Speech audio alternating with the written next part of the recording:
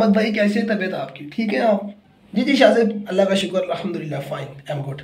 अच्छा स्टडी का हाल तो अहमद भाई कैसे जा रही है आपकी?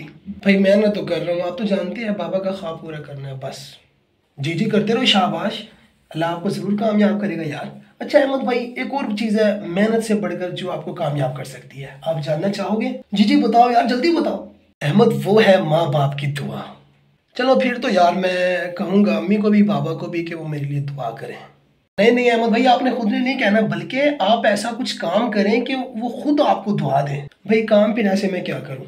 देखिए अल्लाह पाक कुरान पाक में फरमाते हैं वो बिल वालिदैन एहसाना, और अपने वालिदैन के साथ अच्छा सलूक करो। देखो आप कभी भी अपनी छाती चौड़ी करके उनसे बात नहीं करना, नज़रें झुका कर बात करना, अदब से बात करना, नरम लहजे के साथ पेश आना, कभी ज़िंदगी में उन्हें उफ तक नहीं कहना, उनका हर हुक्म मानना। ठीक है जी अहमद भाई, ऐसा करने से उनके दिल से खुद आपके लिए दुआ निकलेगी और वो दुआ आपका हर मुश्किल में आपका साथ देगी और इंशाअल्लाह वो दुआ आपको एक दिन ज़रूर कामयाब बना देगी।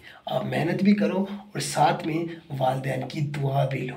और दुआ कैसे मिलती है ये मैंने आपको बहुत अच्छे तरीके से बता दिया है। अदब करने से आपको कामयाबी मिलेगी।